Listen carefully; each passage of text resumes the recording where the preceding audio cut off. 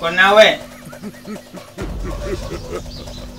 ukona muzi la kujikanyana la xiphazeni. Famba msatanyoko ikunga ta loya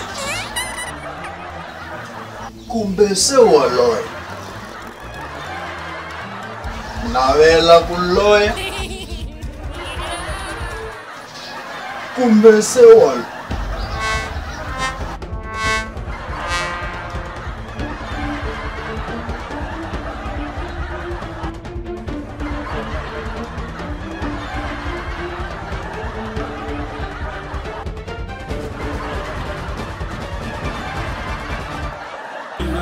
Msathanyoko wena utendla nyoka wanga tshika mona hi ku nga ta loya kumbe se wa loya u navela ku lova hanya u ta vona va ni tseketsela va ni jelazela.